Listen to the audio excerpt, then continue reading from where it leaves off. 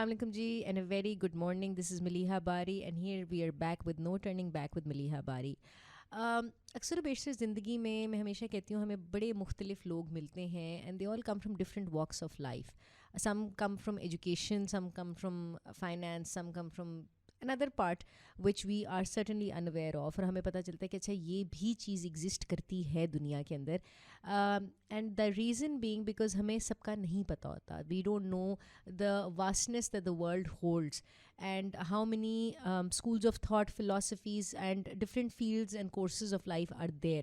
And just like this, I've come across this really amazing person when I started working for another project called Leo's Workshop. And this is certainly not any advertisement for Leo's, but the fact that I'm just working over there. So I came across this brilliant person called Sumaya Zohaib, who happens to be an MPhil grad from the School of Education at LUMS. Again, this is not an advertisement for LUMS, but then, I've just met her over there. And Sumaya is, she's an early years person. And when I say an early years person, somebody, who is working in the field of education, but working with the tiny ones over there. And happens to be one of those mother gooses that, children look after and look forward to, in fact. So nothing more that I will say. Over to you, Sumaya. Assalamu alaikum. वालेकुम सलाम. क्या हाल है आपका? मैं बिल्कुल ठीक ठाक. And how are you this morning with Jugnu? Very much looking forward to share about Jugnu here in your podcast. Okay, so Jugnu is, I forgot to mention, so I will mention it again. Jugnu is a social enterprise, I will say, that Sumaya works with or works for. This is Sumaya's brainchild, and something that Sumaya will make sure that, she gives us more intro about Jugnu. So Jugnu क्या है? Other than that light flicker that we used to see बचपन में नज़र आते थे, अब तो pollution ने इतना बड़ा गर्क कर दिया हमारा कि हमारे पास जुगनूज नहीं नज़र आते. But why the word Jugnu and what is Jugnu? Okay, कहानी कुछ शुरू होती है 2014 से. और आइडिया मतलब जब ये स्टार्ट हुआ था तो कुछ ऐसा दिमाग में नहीं था कि मैंने कोई बहुत ज़बरदस्त कोई सोशल एंटरप्राइज बनानी है और एक स्टार्टअप करना है जिसमें जिसकी जो रीच है वो काफ़ी ज़्यादा होगी और उसको मैं स्केल अप करूँगी और इस तरह से ट्रेनिंग्स और वर्कशॉप्स होंगी. It just simply started from my home. मैं एक्चुअली उस ज़माने में I was just looking for job. मेरे पास उस वक्त जॉब नहीं थी और टाइम काफ़ी होता था सोचने के लिए. एक वन ऑफ माई स्ट्रेंथ्स जिसको मैं कहूँगी this is one of my strengths because I really reflect on my experiences या जो भी ज़िंदगी में होता है ना, मैं रिफ्लेक्ट बहुत करती हूँ. बहुत ज़रूरी है रिफ्लेक्ट करना. तो उसी सोच के दौरान जब मैं देखती थी अपने टेरेस के बाहर, तो मुझे जिस इलाके में मैं रहती हूँ वहाँ पे काफ़ी सारे आसपास घर नज़र आते हैं जिसके अंदर पूरी फैमिलीज़ रहती हैं जो सपोर्ट स्टाफ होता है या जूनियर स्टाफ जिसे कहते हैं आप. तो उनके बच्चे मुझे नज़र आते थे कि वो सड़कों पे बस फिर रहे हैं. और अक्सर देखा होगा आपने बच्चों को, एक लकड़ी होती है उनके हाथ में और वो उससे वो एक गुल्ली डंडा होता है, ट्यूब होती है, उसको वो घुमा रहे होते हैं, सड़क पे इस तरह से फिर रहे होते हैं. तो वो मुझे मैं देखती थी बस और मैं यही सोचती थी कि वाई इनको किस तरह से इंगेज किया जाए. और अगर इनके पास कोई एज सच अपॉर्चुनिटी नहीं है या कोई प्लेटफॉर्म नहीं है कि ये स्कूल जा सकें या अपने आप को एजुकेट कर सकें, तो इनको किस तरह से इंगेज किया जाए. बस उस वक्त एक फैमिली थी, मैंने उसकी मदर से बात की कि आप उनके 4 बच्चे थे. मैंने कहा कि आप अपने बच्चों को मेरे पास भेज दिया करें किसी भी वक्त, जिस वक्त भी आना चाहें. तो वो मेरे पास आ जाते थे और मैं उनके साथ ऐसी रैंडम एक्टिविटीज़ करती थी. मतलब स्क्रैबल खेल लिया या फिर कोई उनको कलर पेंसिल्स दे दी कि कुछ ड्रॉ कर लो, पेंट्स दे दिए, मोटर स्किल्स भी. उसके अलावा कोई भी कोई कलरिंग एक्टिविटी है वो कर ली या फिर कोई गेम खेल लिया. तो कुछ इस तरह की डिफरेंट चीज़ें मैं करती थी. तो उन बच्चों को बहुत मज़ा आने लगा. फिर वो मतलब रेगुलरली मेरे पास आते थे 1 घंटे के लिए ना. शाम में आ गए, 1 घंटे के लिए उन्होंने टाइम स्पेंड किया और फिर वो घर जाके बताते थे कि हमें बहुत मज़ा आ रहा है और हम रोज़ जाना चाहते हैं. तो इस तरह से फिर आते गए. मेरे ख्याल से कुछ महीने गुजरे तो फिर मैंने कहा कि मैं बाकी जो आसपास के बच्चे हैं उनको भी अप्रोच करूं बिकॉज पता तो चल जाता है ना एक मोहल्ले में जब आप होते हैं तो दूसरे से तीसरे को हाँ, पता तो चल वर्ड ऑफ जाता है। माउथ स्प्रेड कर जाता है। तो उनको फिर मैंने अप्रोच किया, उनके घर जाके उनसे बात की कि आप भी अपने बच्चों को भेज दिया करें, मेरे पास आते हैं इस तरह से बच्चे और मैं उनके साथ मुख्तलिफ एक्टिविटीज़ करवाती हूँ, तो अगर आप इंटरेस्टेड हो तो आप भेज दें। तो फिर उन्होंने भी आहिस्ता आहिस्ता भेजना शुरू किया। तो बस इसी तरह से घर में ये चीज़ स्टार्ट हुई। एक दिन मेरे हस्बैंड ने उसकी तस्वीर लेके फेसबुक पे डाल दी, तो बस फिर उसके बाद मुझे So लगा you कि had that ये support. हाँ, ये चीज़ शायद मैं कंटिन्यू कर सकूं। ये एक ऐसी चीज़ है जिसमें मुझे खुद मज़ा आ रहा है और मुझे लग रहा है कि हाँ, मैं एक मीनिंगफुल Impact, कोई हाँ। कंट्रीब्यूशन कर रही हूँ। बिकॉज़ उससे पहले की स्टोरी भी काफ़ी लंबी है। बैचलर्स तो मैंने कम्युनिकेशन डिज़ाइन में किया था Okay. कराची यूनिवर्सिटी से, और काफ़ी 3-4 साल तक एड एजेंसीज़ में मैंने एज अ क्रिएटिव एसोसिएट भी काम किया, लेकिन मुझे उसमें एज सच मज़ा नहीं आया। और बस मैं फिर यही, एक तो वो फेज़ होता है ना जब आप आप ये मुझे सोच बिल्कुल रहे नहीं होते अच्छे हैं कि लगे वाली बात आपने है, हाँ। ये कर तो लिया है लेकिन आपको मज़ा नहीं आ रहा क्यों इसमें, किया है, हाँ। तो ये क्यों किया था। पैशन उस वक्त बड़ा ज़बरदस्त पैशन था कि हाँ मुझे तो ये करना है, लेकिन बाद में वो slightly So it was more, change हो गया। it was more कि आपकी satisfaction wasn't there, एग्जैक्टली हाँ। तो वो सेटिस्फैक्शन नहीं मुझे मिली, तो मैंने कहा नहीं ये, लेकिन मुझे ना ये आइडिया नहीं हुआ कि मुझे कुछ और करना चाहिए। मैं इस फेज़ में काफ़ी अरसे तक अपने आप को ढूंढती रही कि मैं अगर ये नहीं करना चाहती तो मैं क्या करना चाहती हूँ, ज़िंदगी में करना क्या है मैंने। तो वो टाइम काफ़ी स्ट्रगलिंग टाइम था, और जिसमें वही बात है कि सोच के आपको आइडिया हुआ कि ओके हाँ ये एक ऐसी चीज़ है जिसमें मुझे लग रहा है कि मैं इसको ज़िंदगी भर कंटिन्यू कर सकती हूँ। So you found your peace of mind, exactly your mantra of life. हाँ। Okay. तो So so what do you do with Jugnu? So as far as I know, and has as much conversation that we've had, so you primarily collect the street children, if I put it that way, and you educate them, which is one of the most brilliant things that you can do. And so where do you see Jugnu? How is Jugnu going for you and the children that you have? अच्छा, उसके बाद फिर actually मैं इसको limit नहीं करना चाह रही थी कि बिल्कुल सिर्फ स्ट्रीट चिल्ड्रन के लिए ही हो। I just wanted it to be for every child, Okay. जो वो किसी भी सोशल क्लास से हो, जेंडर, एथनिसिटी, रेस, Caste, कहीं color, कहीं creed, yeah. कुछ भी हो, वो हर बच्चा Basic जुगनू जो right है से आपकी, हाँ। फ़ायदा उठा सकता है। तो उसको फिर इसी तरह से एक्सपैंड किया, और जो उसका विजन स्टेटमेंट है वो भी इसी तरह से मैंने लिखी है कि we empower kids regardless mike ऊपर कर ले थोड़ा सा। Of their social class. Okay. तो रिस्ट्रिक्ट मैंने फिर उस तरह से नहीं किया, और अब फिर हमने इस तरह से किया कुछ सालों पहले से कि हम स्कूल के साथ पार्टनरशिप करते हैं, कोलैबोरेट करके, या तो समर वर्कशॉप्स करवा ली, या फिर घर में भी कुछ उसी तरह से वो अगर उस एरिया में हमने अगर करना है तो वहाँ पे उसी तरह से बच्चों को बुला लिया, लेकिन कोलैबोरेशन स्कूल्स के साथ करते हैं और वहाँ पे वर्कशॉप्स फिर प्रोवाइड करते हैं। So what schools have you collaborated so far, और ये किस किस्म की workshops होती हैं? So if I say कि you're in, if I have somebody and I say कि अच्छा उसको जुगनू में जाना चाहिए, या I know somebody जिनको मुझे पता है कि हाँ they might have somebody who should attend the school that you run. What is the process, और ये किस तरह की workshops होती हैं? अच्छा, so recently we have collaborated with Leo's workshop, Okay. और वहाँ पे summer camp I think for 3 weeks and 2 weeks, हाँ 2 slots 2 sessions थे समर कैंप के, और it was all art and drama. Okay. Art and drama, लेकिन जो basic concept था वो यही था कि किस तरह से बच्चों में जो क्रिएटिव और क्रिटिकल थिंकिंग स्किल्स हैं ना वो इंस्टिल की जाएं। तो उसके अंदर विजुअल आर्ट्स और परफॉर्मिंग आर्ट्स को हम इंटीग्रेट करते हैं। विजुअल आर्ट में जो भी आर्टिस्ट्स हैं उनके आर्ट वर्क के थ्रू उनके उससे उनकी थिंकिंग स्किल्स को स्ट्रेंथन करते हैं, इमेजिनेशन और वो सारी चीज़ें। और परफॉर्मिंग आर्ट्स के थ्रू फिर उनका कॉन्फिडेंस, कम्युनिकेशन और बाकी जो भी इसके अंदर चीज़ें आती हैं वो उसके थ्रू हम स्ट्रेंथन करते हैं। लियोज़ वर्कशॉप से पहले हमने अपनी वर्कशॉप करवाई थी लम्स SOE में, स्कूल ऑफ एजुकेशन में, 2019 में समर्स में। So actually we invited children of custodian staff over there. और I think it was a 5-day long workshop. Oh.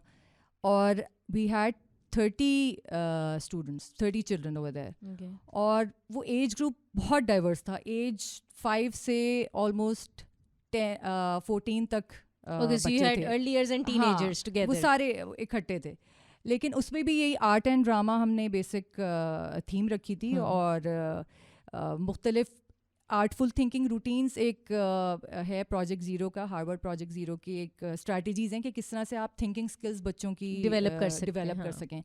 तो वो इंटीग्रेट करते हैं हम अपने वर्कशॉप्स में, और उसके थ्रू फिर उनकी स्किल्स स्ट्रेंथन करते हैं. So how many of you are there at Jugnu? It's Jugnu, I know, is your brainchild. हाँ, so right Yeah. now we are a team of 2, or Okay. then my children, my kids, they also assist me because they were there throughout the summer camp. और उनको मैंने paid internship पे रखा हुआ था. No, which is good, you know, which is Yeah. good. हाँ, because वो जो incentive मिलता है ना, उसके Exactly. against इंसान हमेशा ज़्यादा मेहनत करता है. बिल्कुल. तो बिकॉज उनको तो ये लग रहा है कि मामा हमसे बहुत काम करवा रही हैं, लेकिन एक्चुअली उनकी लर्निंग बहुत हो रही है Learning उसमें. बहुत ज़्यादा बिकॉज है. आप अगर आप कोई भी उसको मैनेज कर रहे हैं बच्चों को, या कोई एक्टिविटी किसी एक स्मॉल ग्रुप को करवा रहे हैं, तो उससे काफ़ी लर्निंग होती है कि आप किस तरह से किसी को कोई चीज़ सिखा सकते हैं, पढ़ा सकते हैं, बता सकते हैं, कम्युनिकेशन स्किल्स. पीयर लर्निंग का वैसे भी बिल्कुल. बहुत ज़्यादा असर आई थिंक होता है. वो चीज़ बिल्कुल. जो आप अपने पीयर से सीख सकते हो, वो चीज़ आप आई थिंक जब मैं सिखाऊंगी, I am very bad teacher at that part, but then again जो चीज़ एक बड़ा सिखाता है या जो आपको आपकी एज ग्रुप के बिल्कुल. लेवल से सीखी जाती है, I think that makes a lot of difference. And I remember that Sumaiya was recently we had this conversation about Jugnu and she was looking for somebody who could register Jugnu as an organization. So any lawyer who's listening to this, she's looking for somebody who can do a pro bono maybe, or do it at a very lower and a very good fee cost, because you know she's not looking for somebody who is very expensive. So any lawyer out there who is willing to do something for a good cause, then you know Sumayya is your person, and Sumayya, you probably will inshallah find somebody. Inshallah. So how was you know doing your MPhil at LUMS, because I think you have quite an age gap, educational gap in between. So how was you know the MPhil experience at LUMS?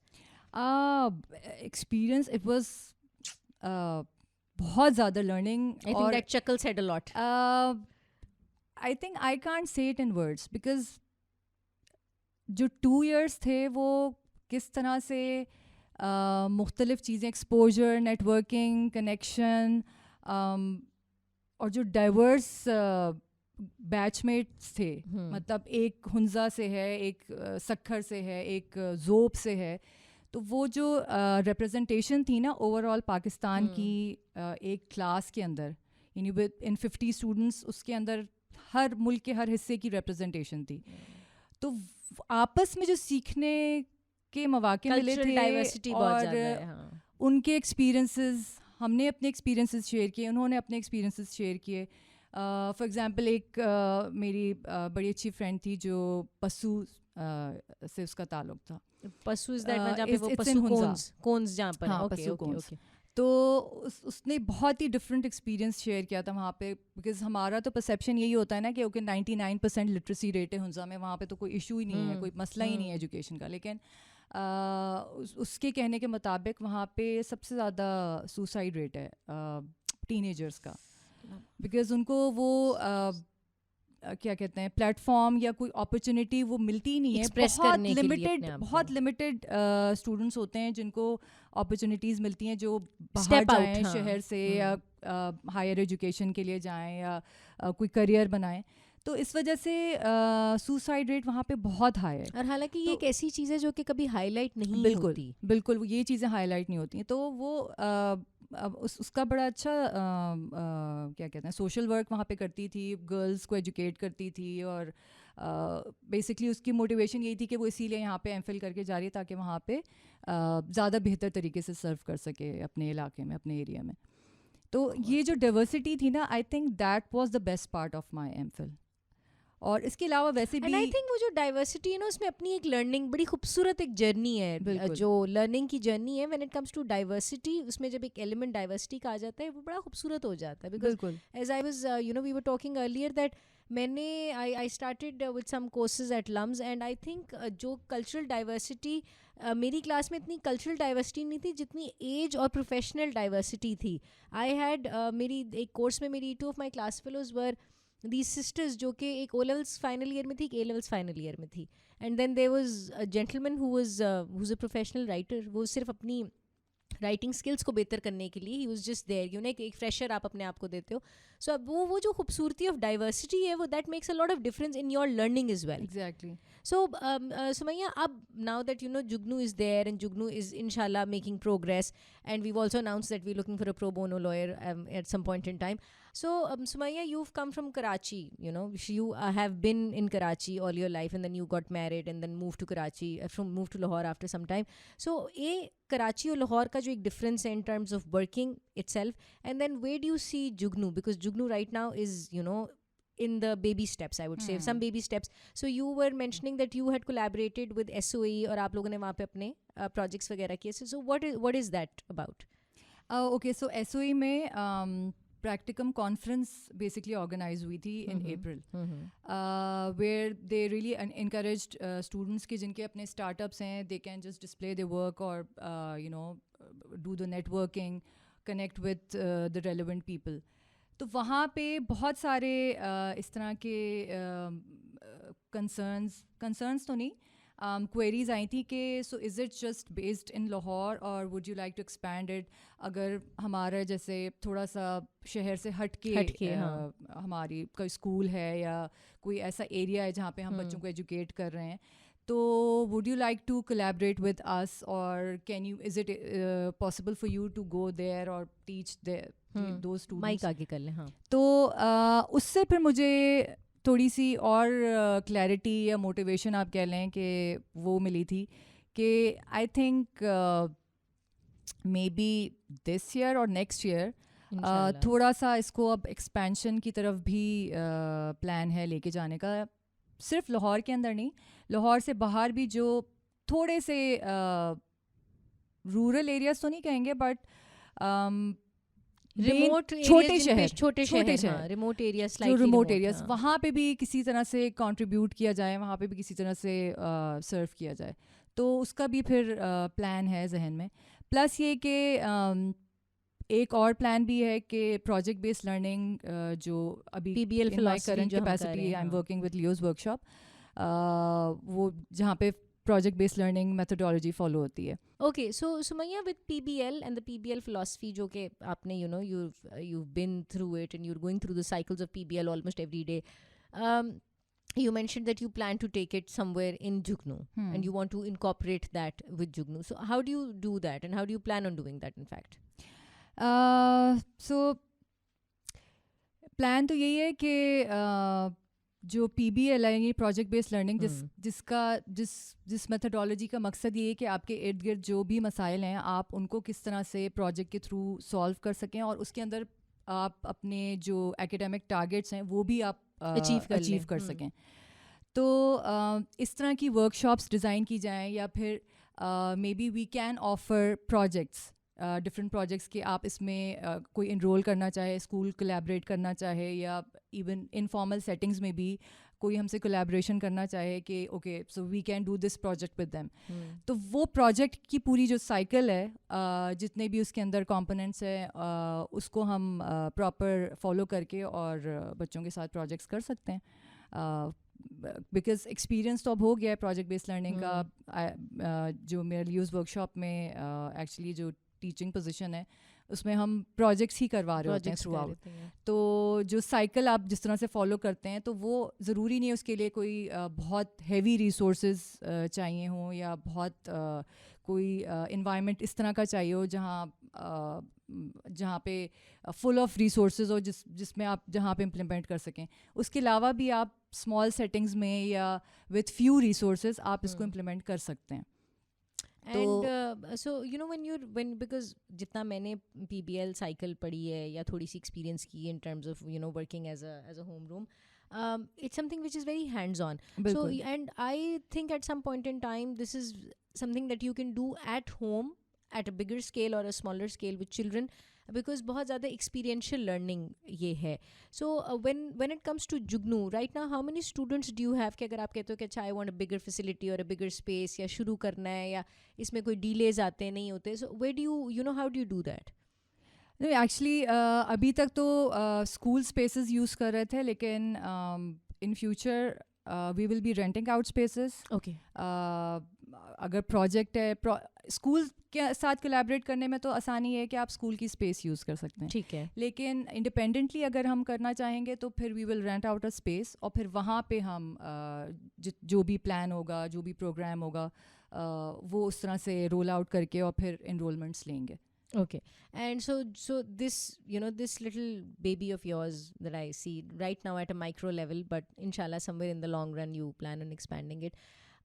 Jugnu has been just in Lahore and the surroundings so far, and you plan on taking it towards the other parts of the country, which I think जिस तरह हमने कहा कि हुंजा में literacy rate बहुत ज़्यादा है, but then वहाँ पर other issues हैं. हमारे same goes हर जगह के एक अगर आपको brighter side नज़र आती है, तो I think जो darker shade है वो आपको कभी महसूस ही नहीं होने देते कि ये है.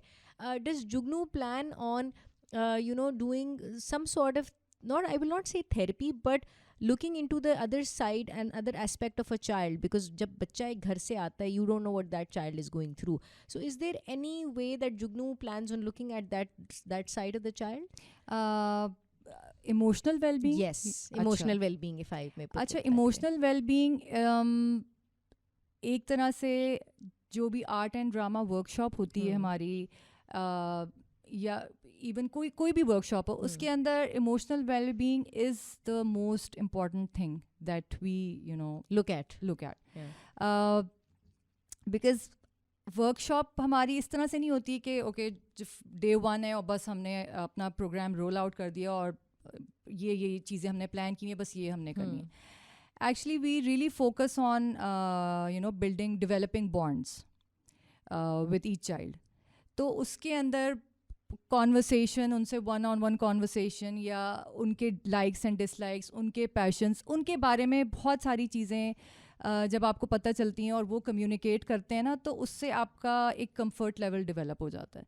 और फिर आप उसके बाद कोई भी चीज़ इम्पार्ट करना चाहते हैं, सिखाना चाहते हैं या इनकलकेट करना चाहते हैं, It becomes तो easier. वो काफ़ी उसमें आसानी हो जाती है. इमोशनल वेलबींग तो है, लेकिन इसके अलावा क्रिएटिव क्रिटिकल थिंकिंग स्किल्स के अलावा भी we will be focusing on literacy skills. Okay. लेकिन लिटरेसी स्किल्स भी through art. So Jugnu mein there has been this major aspect of art, I believe, which is part of the way you impart education at. So where do you see this and how do you want to take it on from there? अच्छा, so art is our major theme, और art के umbrella के under जितने भी हमारे programmes हैं ना, वो रोल आउट होंगे. फॉर एग्जांपल, अगर लिटरेसी का कोई वर्कशॉप है कि where we plan to improve literacy skills of students, वो भी उस तरह से नहीं होगा कि जैसे रेगुलर लिटरेसी आप पढ़ा रहे होते हैं, रीडिंग और राइटिंग. उसका भी एक कॉम्पोनेंट आर्ट होगा जिसके थ्रू हम लिटरेसी स्किल्स डेवलप कर रहे होंगे. Okay. So recently we just collaborated with a startup by the name of Padho and Padhao. Oh wow. Online workshop थी. I think there were 30 to 35 participants. Age Quite a group था number, 6 to 9, I guess. हाँ, 6 to 9. और उसमें so the name of that workshop was One Picture 1,000 Words. एक artwork उसमें select किया था हमने, और उस आर्टवर्क के थ्रू कितनी डिफरेंट तरह से आप एक लर्नर की थिंकिंग कैपेसिटी को Enhance कर सकते हैं. तो 1 घंटे का सेशन था और चिल्ड्रन लव्ड इट. मतलब उसमें आप एक सिर्फ सिंपल सी चीज़ है कि इसमें आपको इस तस्वीर में क्या चीज़ें free नजर आ रही minds है हैं. ना सुमैया, free minds है ना हमारी तरह. they don't have 30 other things roaming around in their heads, and I Exactly. think the focus जो है उन बच्चों का वो बहुत ज़्यादा हमसे बहुत ज़्यादा है. बिल्कुल. तो उसमें उस पिक्चर को कितने डिफरेंट तरीके से आप डिस्क्राइब कर सकते हैं. तो उसके अंदर उनकी राइटिंग स्किल्स भी आ गई थी, ऑब्जर्वेशन स्किल्स भी आ गई थी, कम्युनिकेशन स्किल्स भी आ गई थी. तो आप इस तरह से अगर सिर्फ फोकस्ड कोई चीज़ रखें और उसके थ्रू आप लिटरेसी या न्यूमरेसी एनीथिंग कोई भी उसको अचीव करना चाहें या टारगेट करना चाहें तो उससे बड़ी हेल्प होती है और वो आप आराम से अचीव कर सकते हैं आर्ट के कंपोनेंट के साथ. Education again. I mean, like, I've had so many people from on this show from the field of education, because I happen to be in the field of education, and also because I think it's something that just Sumaya says, that education is for all. A lot of people, other people as well, you know, they say कि education एक basic need और एक basic right है हर इंसान का.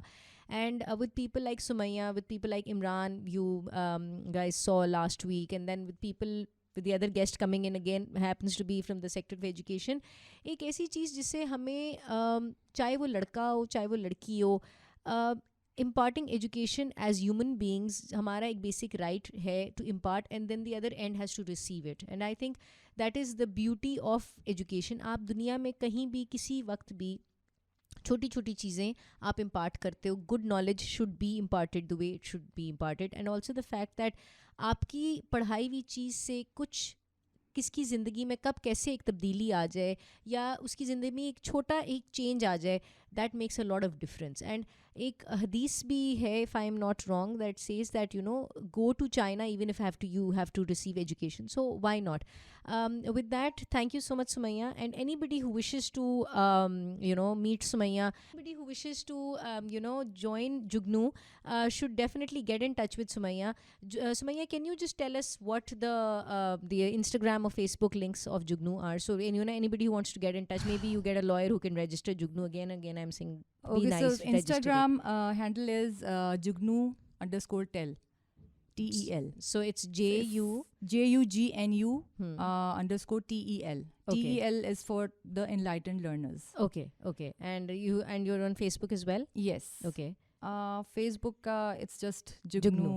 Okay, it's just Jugnu, but I will definitely share the Instagram handles. And thank you so much, Sumaya. Thank you so much for being that, maybe I would say, beam of hope, because I know it might sound very redundant, but at the end of the day it's बहुत ज़रूरी है, बहुत ज़रूरी है, because हम जिस दुनिया में आजकल रह रहे हैं, it's just a very frustrated world out there.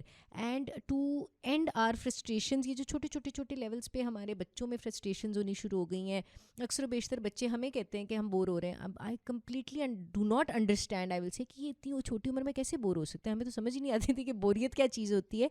But ये बहुत ज़रूरी है कि आप अपने बच्चों को इतना mentally engage रखें, positively as well, not negatively, कि उनके पास टाइम ना हो. And the best idea is that have them learn from their peers.